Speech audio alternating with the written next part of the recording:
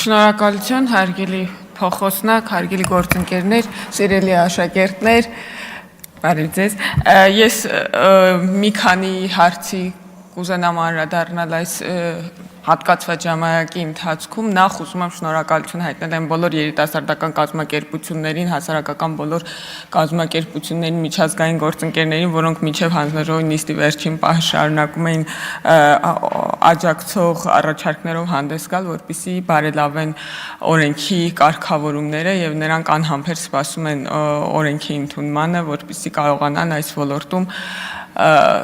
օրենսդրական կարգավորման մակարդակում աշխատանքներ ծավալել։ Երկրորդ հարցը երևի, որին արժե այս պահին անդրադառնալ, համայնքներում երիտասարդական աշխատողի հաստիքն է, որի շուրջ շարունակում են թե մեր հասարակական կազմակերպությունների երիտասարդական հարցերով զբաղվող այլ կազմակերպությունների գործընկերները անհանգստություն ունենալ, թե նաև մեր ընդդիմադիր գործընկերները նախորդ քննարկումից հետո Տիկին Գյուրեղյանը մոտեցավ ինձ եւ մի նախադեպ պատմեց, որ 2012 թվականին, եթե չեմ սխալվում, Տիկին Գյուրեղյան, դուք ասացիք, որ նույն տրամաբանությամբ գենդերային աշխատողի հաստիք է ներդրվել համայնքներում եւ այդ կարգավորումը չի աշխատել փաստացի, որովհետև այլ հաստիքի մեջ է ներգրավվել, նկատի առնվեց, որ այլ հաստիքի աշխատող կզբաղվի այդ հարցով, նաև սա ինձ թվում է եւ կարողությունների հմտությունների հարց է եւ հետ օրենսդրական մոնիթորինգի։ Մենք հիմա ամեն համայնքում ներդնում ենք մեկ հաստիկ եւ դա բարդ չի լինի առաջիկա տարվա ընթացքում հետեւելը 71 համայնքում արդյոք այդ հաստիկները կան թե ոչ, այդ հարցում ես վստահ եմ մեզ կօգնեն մեր երիտասարդական ոլորտով զբաղվող հասարակական կազմակերպությունների գործընկերները, կան թե ոչ հմտությունների կարիք կա, թե ոչ աջակցության կարիք կա, թե ոչ, եւ եթե մենք հասկանանք, որ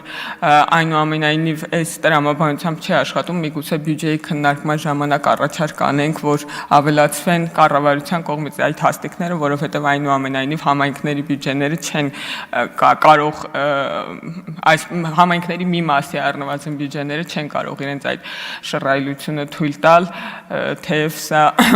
շռայլության հարց չէ, այլ անհրաժեշտության հարց է, բայց այլ տիպի առաջնահերթություններ են տեսնում։ Մենք կփորձենք հնարավորինս մշտադիտարկել եւ աջակցել մեր գործընկերներին համայնքներում եւ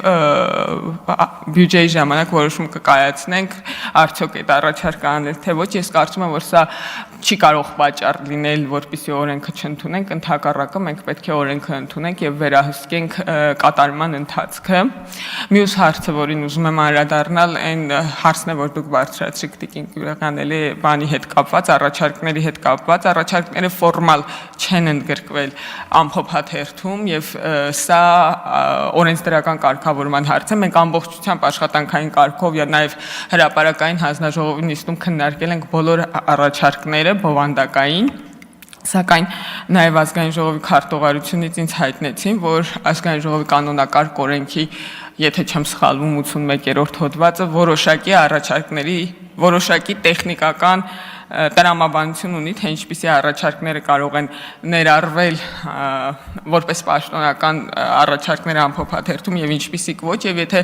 մենք ազգային ժողովի падգամավորներ հակադրություն ունենք դրա հետ եւ կարծում ենք, որ ավելի լայն պետք է լինի ծավալը առաջարկների, այսինքն ոչ միայն փոփոխվող հոդվածներին առնչվող, այլ նաեւ ամբողջ օրենքին առնչվող առաջինից երկրորդ ընթերցման ժամանակ, մենք երևի թե ինքներս